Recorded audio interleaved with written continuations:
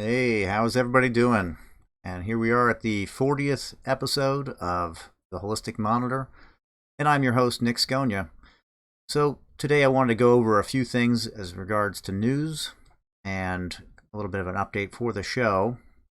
On my 30th episode, I went real quick, so I'm going to try to slow it down a little bit, extend it out, and go over some other things that are of interest to me in the news currently.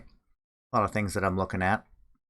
But I wanted to also say thank you to all the followers out there. This has been a wild ride to the 40th episode. Looking forward to the 50th coming up probably sooner than I would think, in a couple weeks. We're going to be putting out 3 episodes a week for the next several weeks, and then going back to once a week in September. So I'm looking to do more of these live shows starting at the end of August into September, and we'll see how long that I can maintain the live shows. So there may be a few recorded shows here and there, but it's going to be moving to Tuesday, 9 p.m. for live shows like this. So something I wanted to go over as far as things in the news that I've found really interesting, things that inspire me, make me delve deep into my sense of understanding for the world that we live in, and things that help me expand my sense of where I am in this universe. One of the things that I find fascinating on this planet is the Great Pyramid. And I'm not alone. I know just about everybody finds it fascinating. But it is something I follow. I've read a few books on the Great Pyramid to, kind of delve into some of the weird characteristics. And I don't have a lot of the details and the numbers and all of that about this massive monument, but very easy to look up. Very finely skilled and crafted structure, the pyramid. And for the longest time, we were only able to find so many passages. They recently did a scan using cosmic rays and a reader that read the cosmic rays, and they found this very large airplane-sized chamber that is above the entrance, the Grand Gallery. And that is amazing. But there was another scan done. I believe it's a SARD reading. And this was done without the government's permission. But what it revealed was that there were many passages and many chambers and a completely different design to the Great Pyramid that were previously not known. Now, one of the really interesting things about this scan is it went really far down into the earth as well, and it found that there were 2 descending pathways very deep into the earth. And there's been a lot of stories that there are underground tunnels that connect many parts of the Giza plateau to each other and potentially to other structures in Egypt. I'm not going to go into that. That's something that you can delve into if you'd like. It's a really interesting subject and full of age-old myths and stories. But the scan is quite revealing. I did want to play the 2-minute video from the researchers that did the scan, and this is available. I'll have it linked in the description of the show so that you can go and check it out yourself. But for right now, I just want to, I really want to share this amazing news. This is big because this is a structure that has inspired millions of people for generations upon generations. The Great Pyramid was once encased in limestone, white limestone, that would have made it very, very bright in the sun. And limestone with this feature over time hardens, making the structure even stronger over the course of millennia. At one point in time, the way that I understand the story was there were invaders coming to Egypt and it may have been the Greeks, it may have been the Romans. I'm not 100% sure. Maybe somebody can comment on the veracity of this myth as well. The priests, seeing the oncoming invaders, closed the door, the main door to the pyramid, the Great Pyramid. I want to say it was Greece, somewhere around 1000 BC. They sealed the pyramid off. They carted away all of the sacred objects inside of the pyramid, and the door wasn't opened again for very, very long. 700 AD-ish, there was another conquest, and they broke into the pyramid after over 1,000 years. This structure was closed, and they broke into the pyramid using a hot-cold method. They built a fire on the limestone, on one of the casing stones, and then splashed water on it, and that caused the hot stone underneath to crack, and they were able to bust into the pyramid. And 700-something AD, this is before we're dealing with gunpowder or anything like that, so there weren't any cannonballs being shot at the pyramid or anything like that, but they broke in and then they tunneled through, and with a little bit of luck, they actually heard a stone fall. One of the diggers heard something fall in the distance, and it happened to be a stone along the entryway, if I remember correctly. They tunneled down and they found what we've known as the tunnels of the pyramid until now. They explored it at that point in time looking for treasure. They found none. They found no burial. They didn't find anything, not even hieroglyphs. And but until now, all we knew were the passages that those monument destroyers from the 700 AD time frame found. And the king's chamber, the queen's chamber, all these extra little things. There's been a little bit of discovery here and there in the last 20 or so years. But this new discovery is mind-blowing. And again, this is something that helps us to expand our understanding of the world that we live in, the mysteries, and further explore those things that we find hidden, to never stop seeking, never stop looking. So let me see if I can cue this up for you here. This is the video from Corrado, Malanga, and I will have it tagged in the description so you can check it out.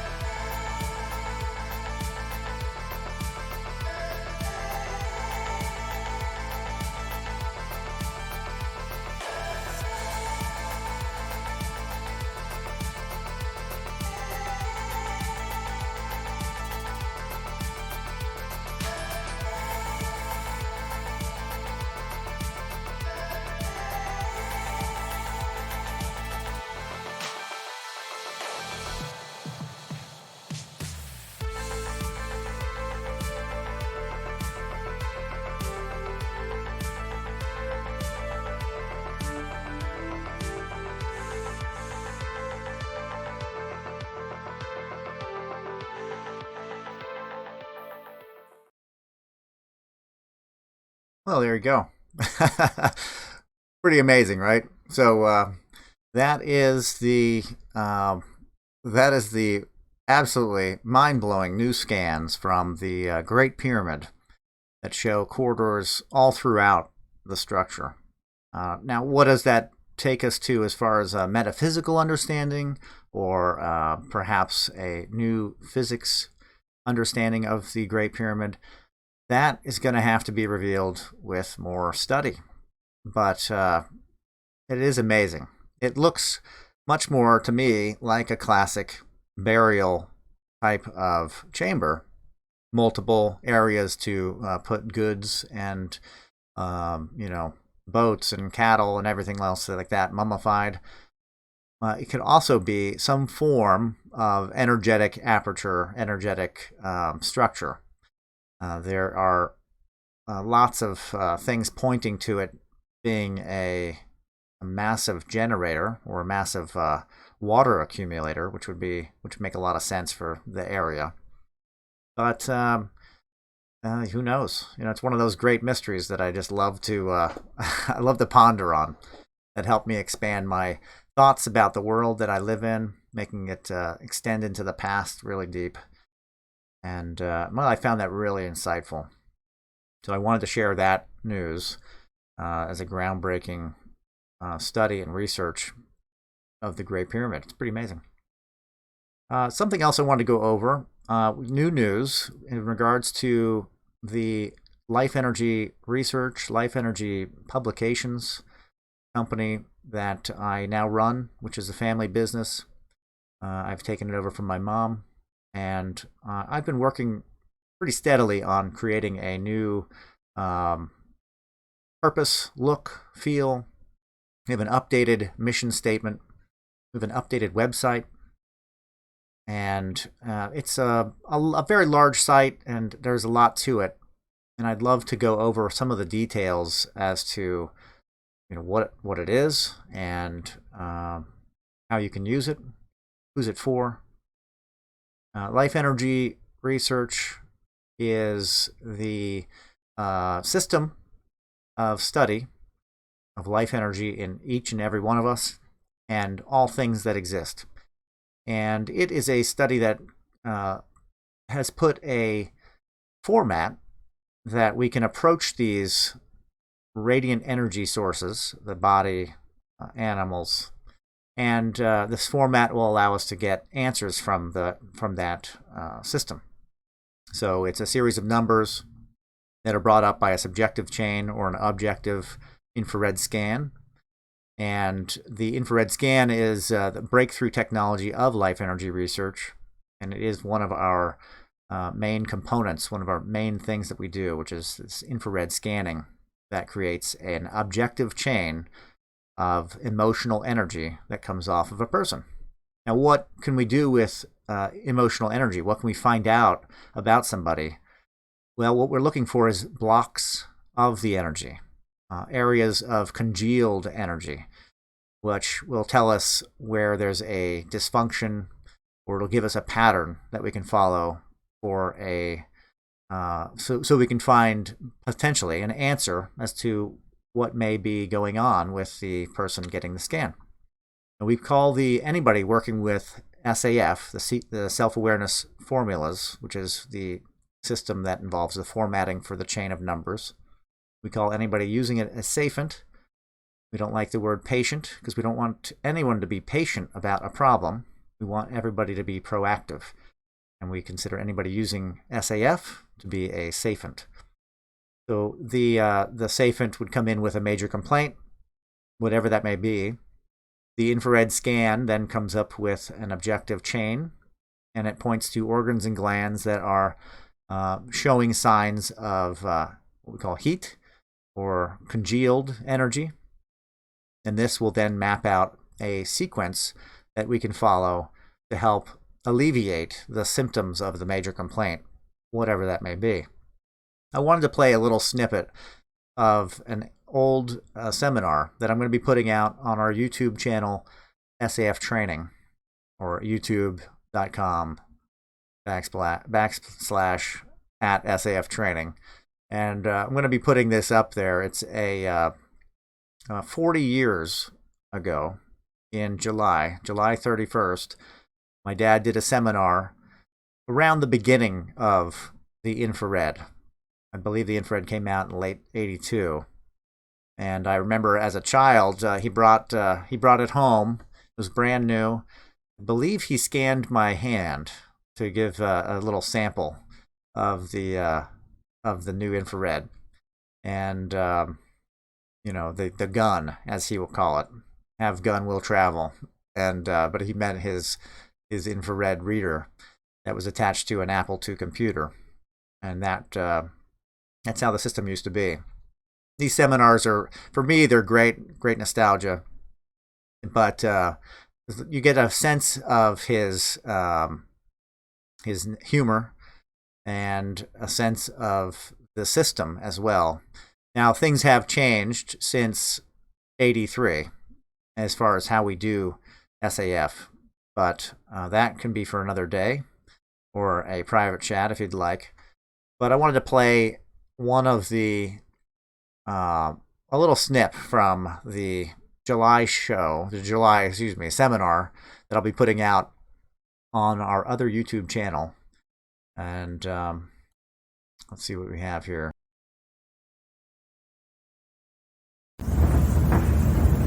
This is a coined term that we use. Now, I looked in a dictionary, and they said that that's not what it means. But I say that's what it means. I don't care what the hell I'm talking about. That's electric motion. And motion is an electric motion. You have glands. These glands are terminals. They're like conductors. And they throw energy back and forth between each other, and they make electric motion. And the terminals are like the thymus, and the bones, and the heart, and the spleen. Doing stuff to run your body makes a type of electric motion that you could spot and say, hey, that guy's got allergies, or, I'll bet that person has just broken up with the best love because of this electric emotion. You know why? Because the glands are going to make that person demonstrate that electric motion, and it's going to be an emotion. And they're going to be antagonized as hell first. Really antagonized kind of person. Somebody's just going to be looking for a fight. Then they're going to be kind of rejected and morose. Going to be sad about the love they lost. And they may even have some pain. And then again, they may return to a state of aggressiveness. Now, if you see that pattern in somebody, you say, geez, what's the matter with that guy? One minute he's arguing, the next minute he's asking for forgiveness, the next minute he's arguing, and he's asking for forgiveness. What the heck does that mean? Well, it means something, for God's sake. But I'll tell you what, you go to 50 doctors, and 50 out of 50 will tell you, take a Valium. Or take something, to squash it. I don't want to squash it. Don't take my wart away. I want to see what it is. And that's what it is. Those emotions are relative to what we call a number change. Now, if we get change from a certain test that we use, like the urine, that's taken some chemical residues, some metabolites and things like that, and run them through the process and get that change. We want to look at that. Then we could do eye reading. We could do blood reading. We could do all kinds of different ways of getting these changes. But we always have to remember where the heck it came from. It doesn't make a whole lot of difference or a whole lot of sense to write a chain unless we know where it comes from. In other words, if we take a chain from the urine, it's going to be different than if we take one from the SAF. You do not, run them the same way. An SAF chain, symptom awareness format, is from the subjective. It's a mental one. And the urine chain is from the objective. It's from urine. It can't be considered the same thing. They aren't the same thing. And yet you'll find the same exact kind of quirks or emotional upsets related to organ values in both. And I'll do this in front of doctors, and they don't see it. They don't see it. I don't see what's the what. Somebody got a 1, 2, 3 in one and a 1, 2, 3 in the other. What does that mean? Well, geez, doctor, you put your symptoms down, it came out 1, 2, 3, and he took some urine from you, it came out 1, 2, 3. I mean, the odds against that are 1 in 1 times 10 to the 24th power. How could it come out like that? The only way it could come out like that is if you've got some stuff or frozen energy on those bands. They're broadcasting an emergency signal is saying, help me, because I'm dramatizing or reenacting some trauma I've had in the past, and I can't seem to get anybody to listen to me. As much as I put out these electric motions and emotions, people don't seem to understand what's the matter with me. I walk around, I'm miserable, and I'm sad, and I'm complaining all the time, and people, what do? They ignore me. Or they say, oh, just ignore him, he's just always that way. But that's a signal, there's no doubt about it. They're putting out some kind of a signal to try to tell you something. But we all ignore everybody. That's what we do all day long. There he goes again. Come on, please. Nothing you can do about it. Somebody goes with a jealous rage, shoots 5 people, and they put them on the news. And what do they say about it? Do they give you the chain of sequence of emotions? Do they tell you how they could have handled it? No, they just report it. 5 people are dead tonight, and 1 critically wounded because so-and-so had a jealous rage. And now the weather. Everyone goes, well, why? Why did he have a jealous rage? I'm wondering, geez, what made that guy do that? He was a very quiet man. Nobody really knew why he didn't. Just never said much. Well, Jesus, that's a symptom, you jerk. Man never says anything, Never says anything, then scratches himself profusely, then never says anything. That's the sequence. Well, there we go. So that is a clip from the show that will be a seminar that will be out on YouTube for SAF training. That is from 40 years ago.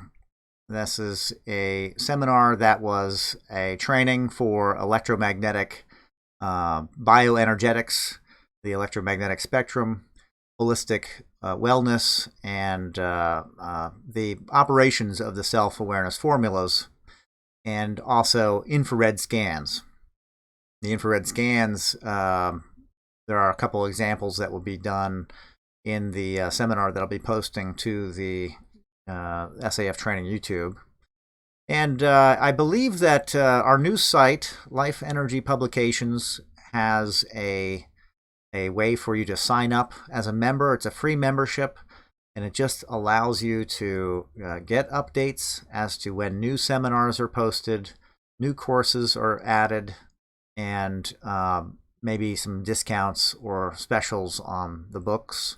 We have 14 titles listed, and we are looking to do maybe 2 more in the coming few years. It's going to be a little while. The Evolution of Modern Mankind and Time Travel.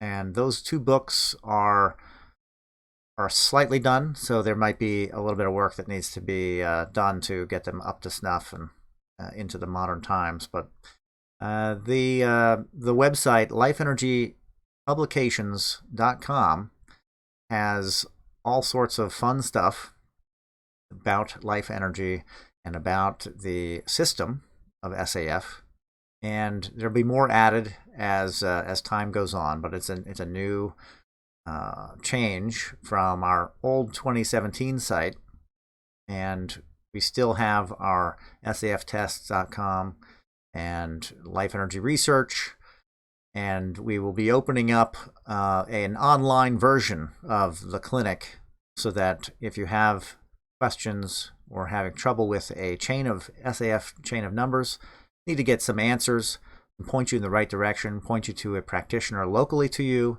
or give you some tidbits of an answer through the contact form.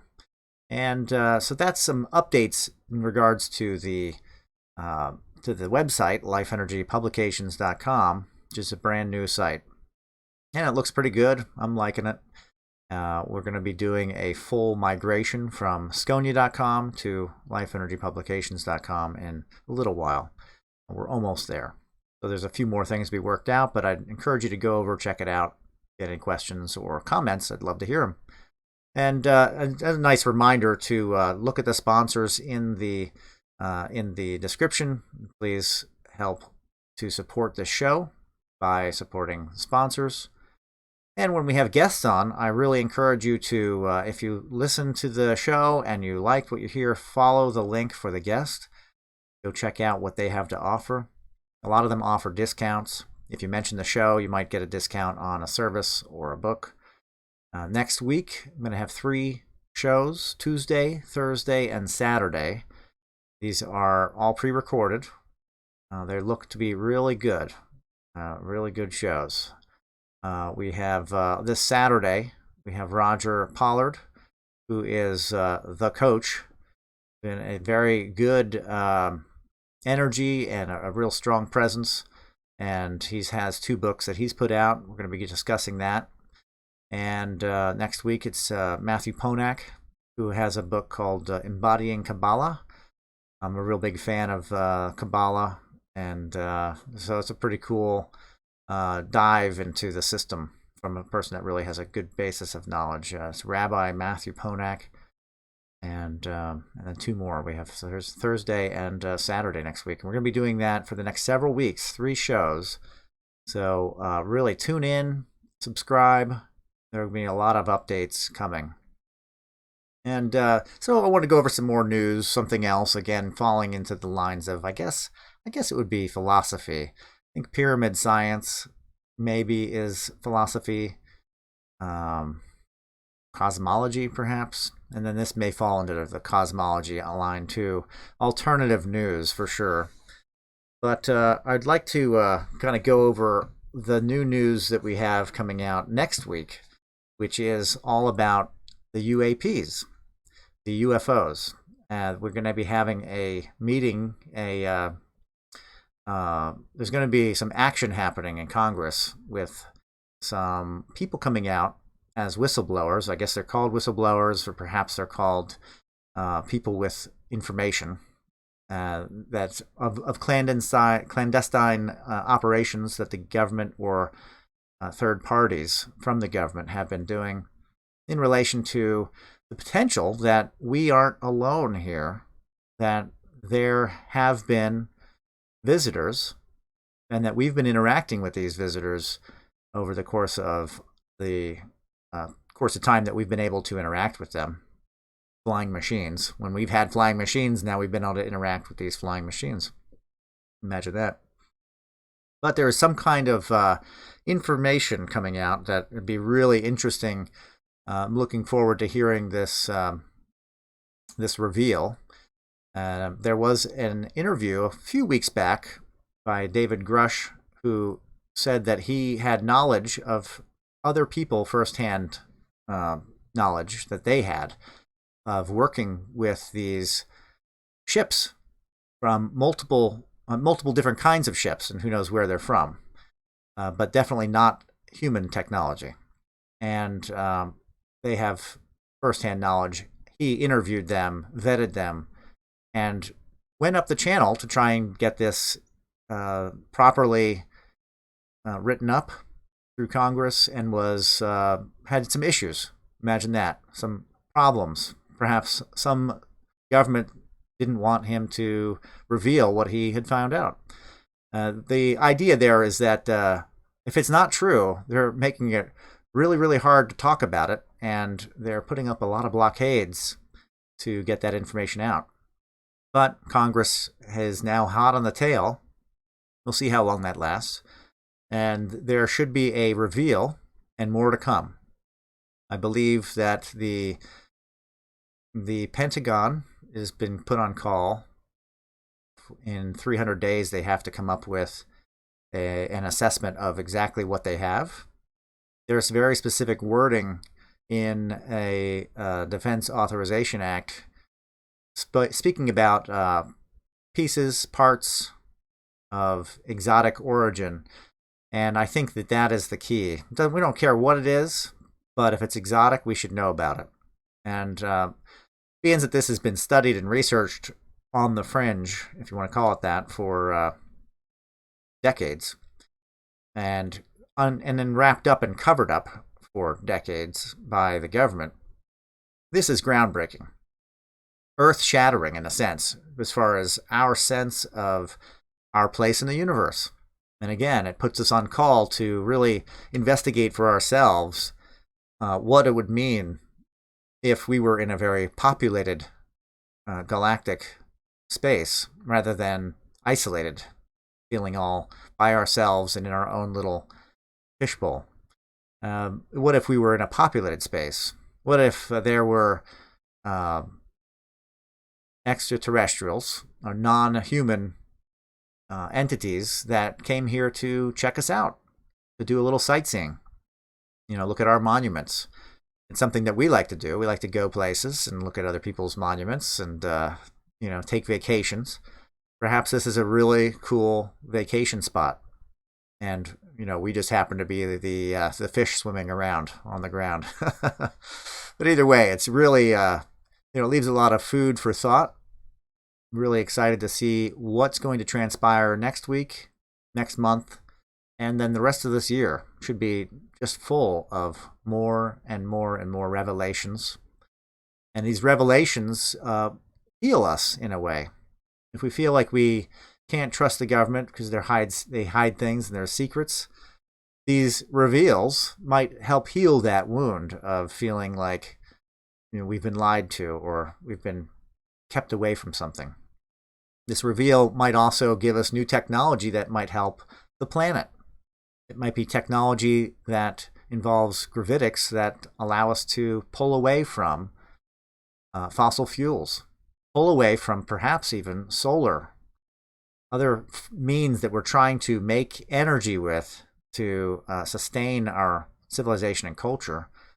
These ships, this technology, may involve a means for us to explore the heavens, to go into space in a more suitable way. Right now, it's exceptionally dangerous, even I believe, to go to the moon for a biological person. To go up to the moon, to go to Mars, you have to go past the radiation belt. And I don't know that they've had a fix for that. That means just the showering of radiation on the vehicle. I believe that would be pretty toxic to the passengers. So perhaps these hidden ships, this history that has been held from us, and these advancements that have been held from us for so long, perhaps they have an answer in them for us to be able to travel in space safely, or remove the caustic fossil fuels being used here. Who knows? But I leave it to you to do the investigation if you're interested.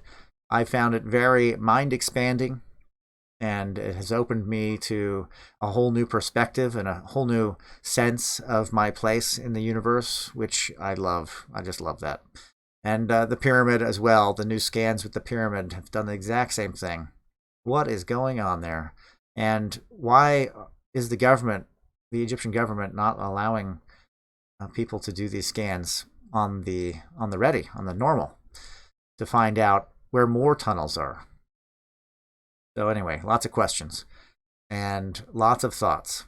I believe that falls under philosophy of some sort, which is part of this show. So I wanted to share that wonderful news that the pyramid, yes, after millennia, we have found more tunnels, more passageways, more chambers than ever imagined.